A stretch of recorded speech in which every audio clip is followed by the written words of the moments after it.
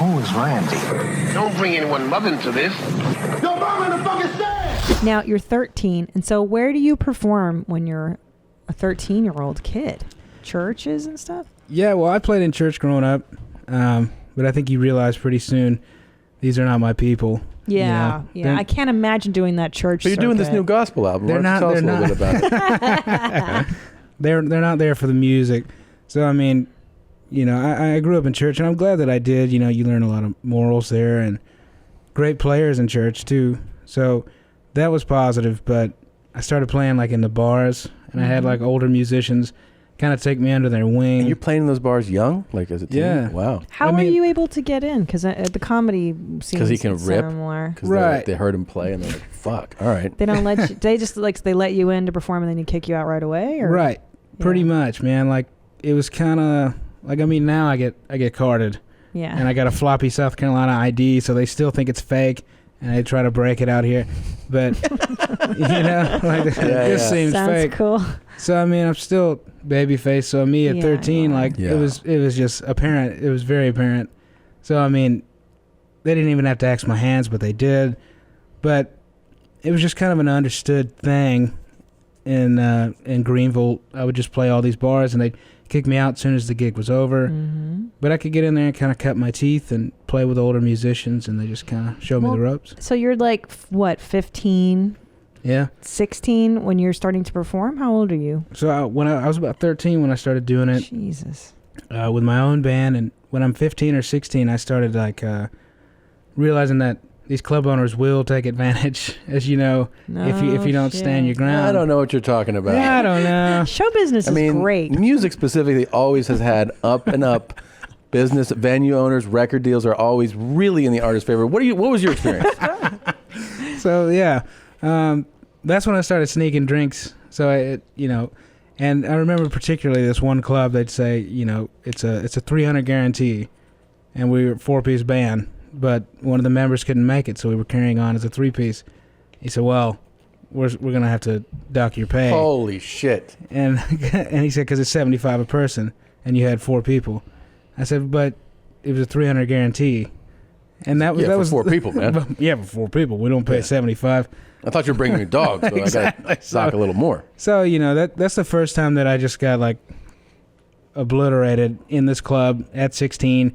And the club owner was like, I can't have a drunk 16-year-old in here causing shit, so just don't come back. And, yeah, that's kind of how my experience was. Got in a couple bar brawls. They didn't want to.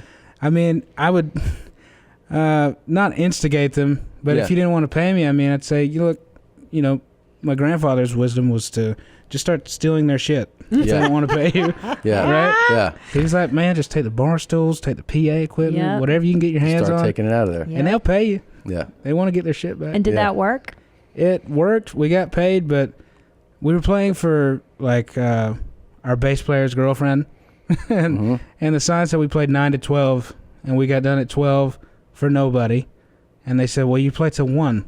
And we said, no, that's not what's happening. So I said, look, you're going to pay us and we're going to leave. And they didn't want to pay us, so I said, we're going to take your shit.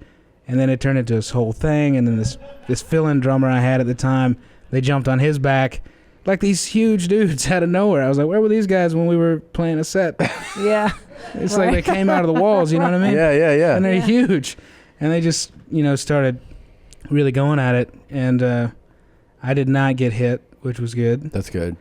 But at the back of that venue that you can only find if you know how to get there. Mm-hmm. So the backside of it was a police, like, dispatch unit. Oh. Like, where they answer the phones. So the cops were there real quick.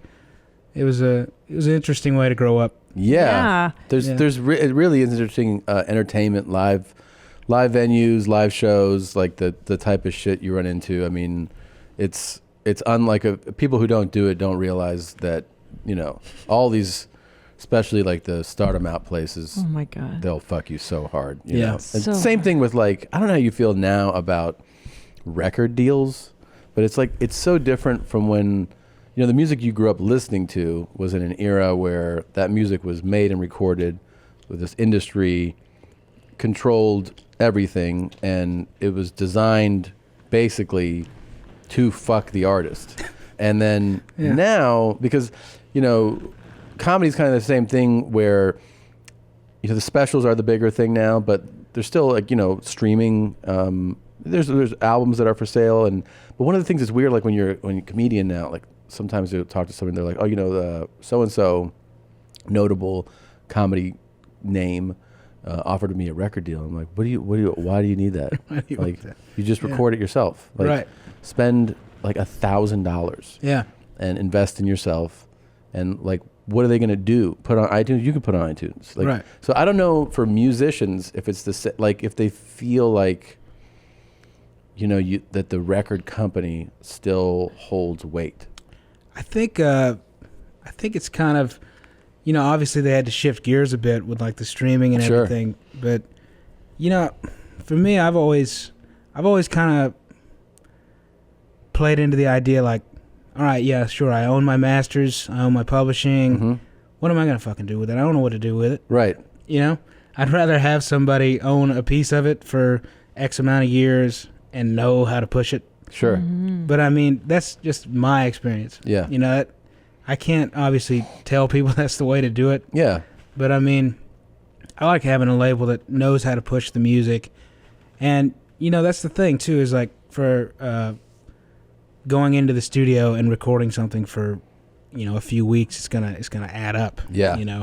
So it helps with that. It helps to have that but financial it's smart. backing. You did the thing that like so many people. I mean, I don't even know how it works, but I've seen so many stories about artists, musicians specifically, being like, I want to own my masters. I want to and having to fight and pay, huge sums of money to get like the music they wrote. That's crazy. And performed. Yeah, and I mean, you gotta have good lawyers in this business. But in my experience, the people that have taken me under their wings, labels I've signed to, I've had good experiences. That's awesome. I've been taken care of really good. So it's been positive, but that's great. We'll talk in a few years and see when I'm living on the streets in Malibu. Yeah. There you go. Well, I heard a little nugget I was listening to. I think it was Miley Cyrus, and she was saying that the record labels find a way to get the music on TikTok now. Like there's like all these little insidious ways of getting your music into the world. They're cool sneaky, man. They're sneaky. It's cool. Yeah. It's cool. And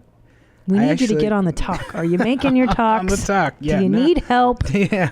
I need you to curate some. Yes. But we'll put your music to them. Let me help you. My sister actually found my music on TikTok. She did? And she was like freaking out. She hit me up about it. People are doing, what is it called? Duets? Yeah. They're like, are they duetting you? I'll find them. I don't know. Maybe. Carolina. I have to say that your lyrics, we're listening to you, and your lyrics are so adult. Like, and now it makes sense. Like, you have a soul of a middle-aged man inside of you. Yeah. But you were growing up in Why bars. you so grown, man?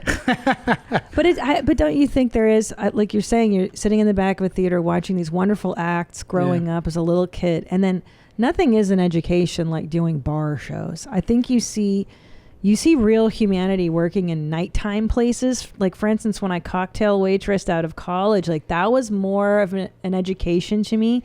Like, watching people when they drink and how they act and what happens at night is really what the fuck is up with humanity, man. Absolutely, man. Right? And I see it to be like, you kind of see the underbelly of society, and you start to see that we shouldn't take ourselves so seriously. And between playing bars and seeing grown adults act like assholes and get dragged out of these places, and then see them at church or whatever the next day, or to see fraternity brothers, that was a big one for me. I had this realization. They're always cool. They're always so great. They're the best. They were always really nice to me, but they'd be like having a nice conversation with me, and then like see this younger like pledge with a girl, and just like knock him down just on the gravel, be like, planks on the gravel. Jesus. And like pour a beer on his head like while they're talking to me about like nice like, stuff. Jesus. And I'm like, this guy's gonna be someone's doctor one day, or someone's lawyer. This guy's gonna be the senator from the state. Douchebag. That's when I was like, it's all rigged. Hi, Jeans. Did you like that highlight? Well, you can watch an entire episode here or more highlights here, but definitely subscribe here. That way you can, get the latest videos as they drop. For real, 4 strokes.